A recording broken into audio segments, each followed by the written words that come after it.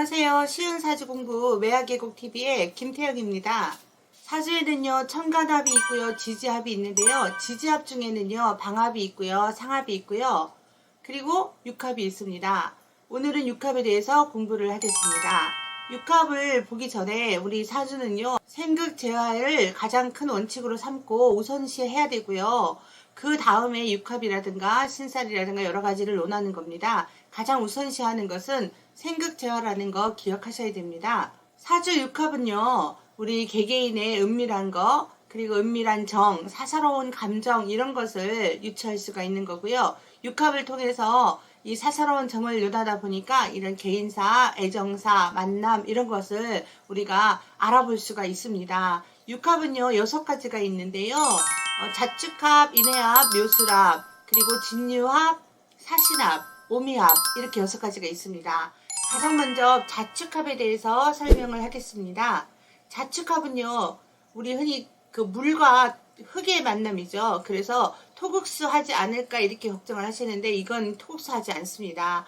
겨울의 물과 차가운 겨울의 땅의 만남이거든요. 그래서 우리 이것을 얼음이라고 합니다. 얼어있는 땅이죠. 그래서 아이스, 얼음이라고 우리가 생각하시면 되고요. 자수와 축토의 만남은요. 해자축 이렇게 수의 기운이 강해지면요. 수로 논하지 흙으로 논하지 않습니다. 우리 자축합 토 이래서 토가 되지 않을까 생각하는데 경우에 따라서 토가 되기도 하지만 이거는 수의 기운이 더 많다고 봅니다. 해자축을 먼저 생각하셔야 되고요. 이럴 경우에는 수생목을 하기 어렵습니다. 겨울물이기 때문에 그렇고요. 또 토라고 해도요. 토생금 할 수 없는 그런 땅이 될 수가 있습니다. 사주에 자축합을 가지고 있는 분들은요. 자수와 축토의 만남은 은밀하고 어두운 시간의 만남이기 때문에 굉장히 비밀스럽고요. 남에게 떠벌리는 그런 관계가 아닙니다. 둘만의 은밀한 사랑, 둘만의 은밀한 관계 이런 관계를 지향하고 있고요. 커튼을 쳐놓고 있는 어두운 곳이거든요. 그래서 그 비밀을 뜻하고 있습니다. 계획을 많이 세우고 그리고 이성을 꿈꾸는 그런 사람이고요. 그 실행력은 약하다고 봅니다. 우리 흔히들 밤에 쓴 편지는 아침이 되면 붙일 수가 없다고 하죠. 똑같은 거예요.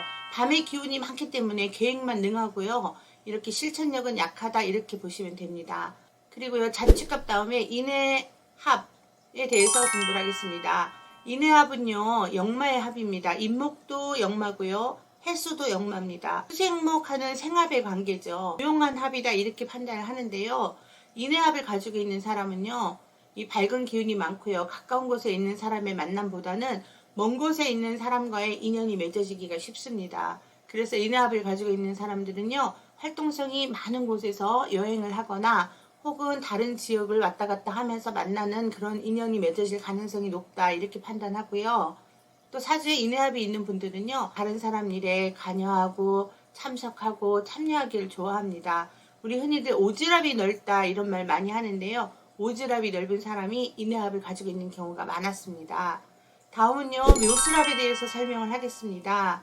묘술합은요. 봄과 가을의 만남이고요. 새벽과 저녁의 만남입니다.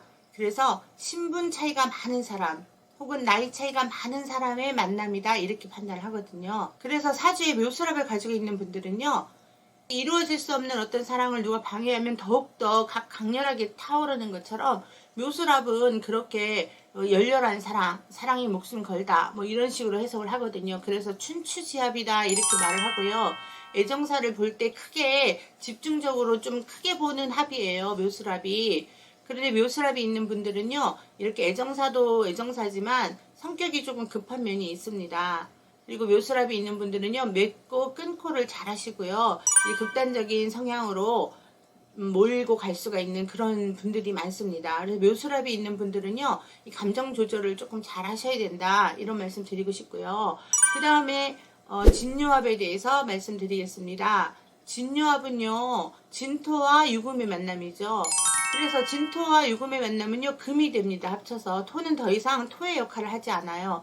그런데 유금도요. 토를 만나서 날카로운 성향을 이제 잊어버리고 무딘 성향이 돼버리는 거예요. 그래서 금은 금이지만 또 다른 새로운 금의 형태가 나타나는 것이고요. 진유합은요. 진 중에 을목과 유 중에 경금의 만남이에요. 천간합 설명할 때 말씀드린 적이 있는데 경금과 을목의 만남이라서요. 이게 의리를 상징하고 있어요.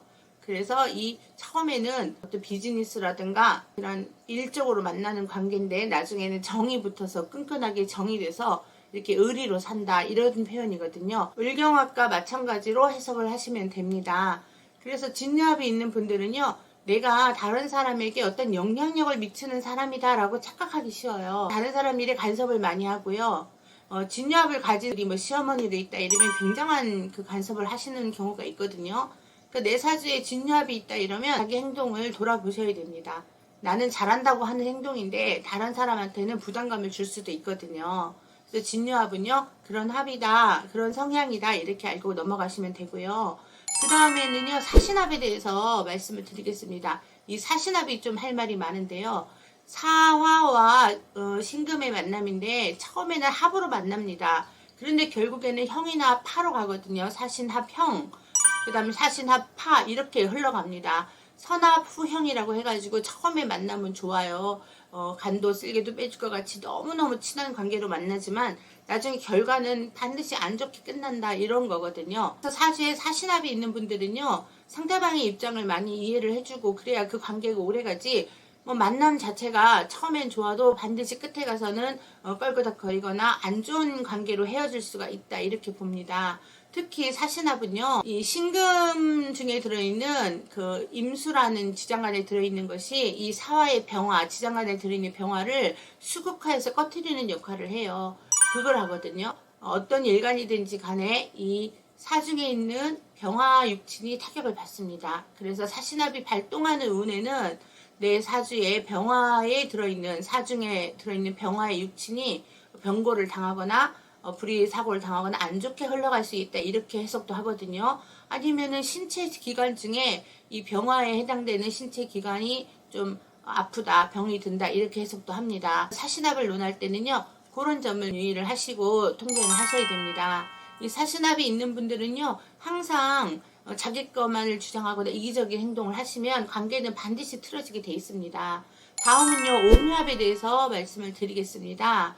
오미합은요, 사오미, 그래서 화국입니다. 오미의 합을 가지신 분들은요, 감정적으로 내 감정을 그대로 드러냅니다. 가면을 쓸 줄 모르시는 분들이죠. 내가 기분이 좋다 나쁘다를 다 그대로 드러냅니다. 본인도 물론 힘들 수도 있겠지만 주변 분들이 힘들어합니다. 오미합을 가지고 있는 분들이 이 오미가 좋은 오행으로 발현이 안 되고 나쁘게 활용이 되면 굉장한 스트레스를 주는 존재가 되거든요. 이 오미합이 뭐 탕화로 발현이 될 수도 있고요. 이 극도로 히스테릭을 부릴 수도 있고 이렇습니다. 이 오미합의 합은요, 허무하다, 다 타서 재가 돼버린다, 그래서 허무한 합이다 이렇게 하거든요. 그래서 오미합이 있는 분들은요, 이 감정 조절을 잘 하셔야 되고요. 물론 이 오미합도요, 오행이 그 좋은 희신이나 용신으로 활용이 될 때는요, 무엇보다 좋게 활용이 됩니다. 그래서 어떤 오행이든지 간에 희신이 되느냐 용신이 되느냐, 이 사주에서 어떤 역할을 하느냐에 따라서 많이 좌지우지가 됩니다. 오미합은요, 그런 성향이 강하다는 것을 아시면 되고요.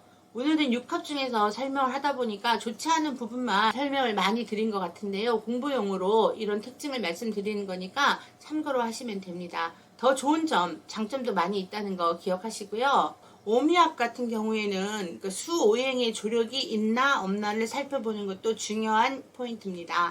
오늘은 육합에 대해서 간단하게 설명을 드렸고요. 더 많은 내용과 더 많은 공부를 하시고 싶으시면 제 블로그 오셔가지고 공부를 해주시면 됩니다. 거기에는 또 많은 자료가 있으니까 여러분이 공부하시기 좋게 되어 있습니다. 오셔서 공부 열심히 해주시고요. 오늘 그 통변에 필요한 내용입니다. 그 사람의 성향도 알 수가 있고요. 애정사도 알 수 있는 육합에 대해서 공부를 했습니다. 끝까지 잘 들어주셔서 너무너무 감사하고요. 나가실 때 좋아요, 구독 꼭 눌러주세요. 고맙습니다.